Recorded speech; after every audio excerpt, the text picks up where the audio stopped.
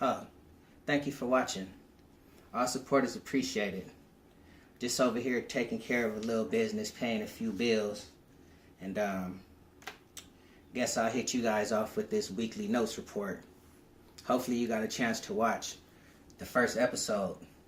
I did this, like I say, because another reason is because they're not reporting about cryptocurrency information on the news.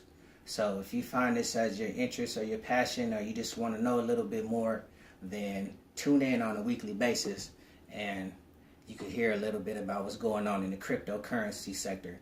Excuse me. So with no further ado, here we go. Let me get this started. All likes and supports, subscriptions, they're all appreciated.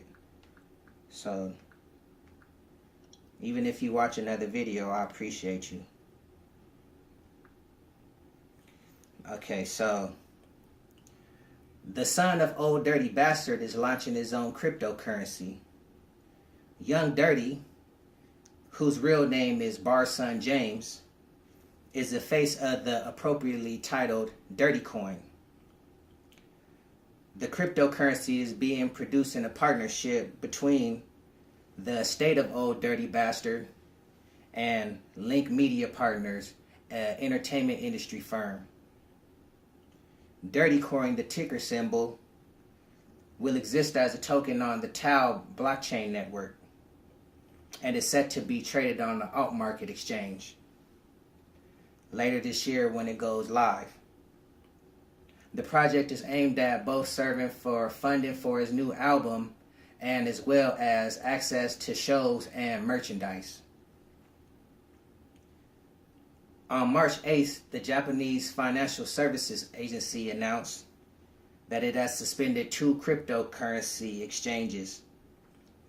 Starting March 9th, the duration of each exchange will be for a month. They're being suspended for lack of security and poor compliance standards.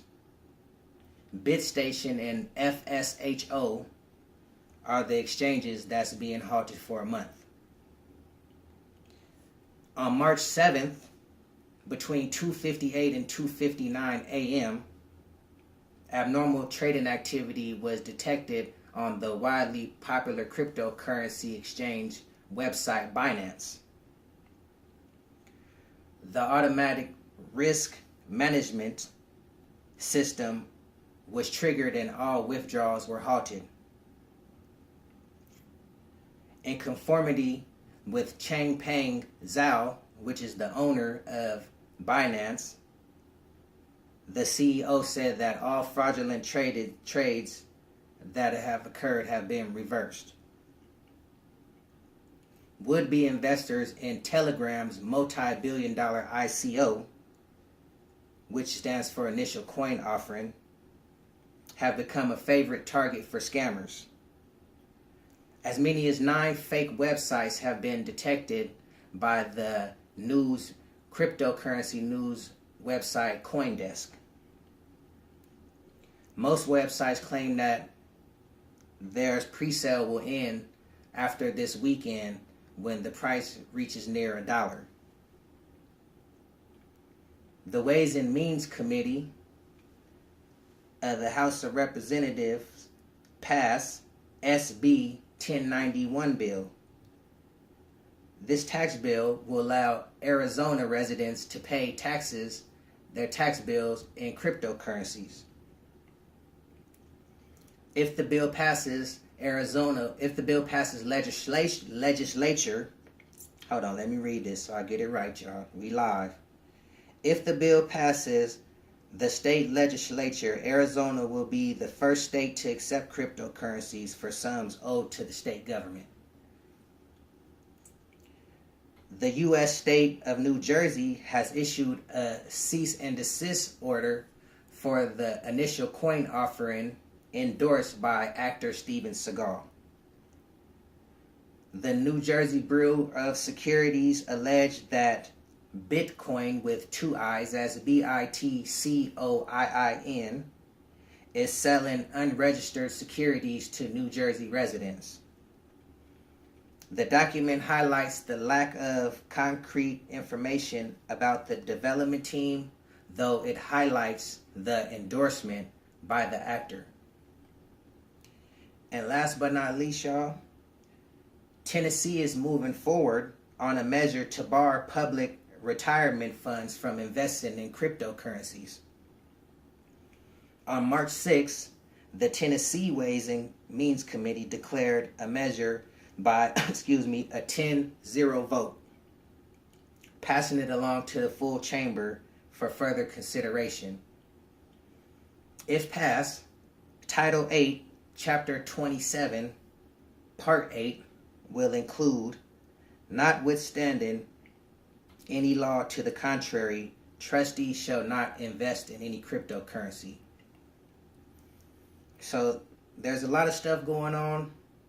I would be right here talking forever if I just kept on sharing all the info, but there's a lot of stuff going on. Some of it's good, some of it's bad. You know, the cryptocurrencies are unregulated, so one of the main things is the financial entities and industries are trying to get as much control of the cryptocurrencies as they can. Other than that, you know, people who don't know too much about cryptocurrency really don't like it because it's not really tangible goods. You can't sit here and, you know, hold it like this and do that. So you really got to deal with it either, you know, virtually. So, you know, me, my personal opinion, I'm still in here. I'm a long-term holder. I'm still investing, and I'm just waiting around and paying attention to the news and the market, and I'm just right there like a snake. When it's time to strike, then that's when I'm gonna cash out and make my moves, and hopefully it's a blessing. It's something big. You know, if I can't get rich, maybe I could at least get a house and, you know, cash out on that and, you know, just deal with that situation. But I'm not gonna take up too much of your time. I thank you for everything. And like I said, all support is appreciated. Stay tuned for next week. We're trying to step it up and get better and better. And I don't know about you guys, but I got to get back to work.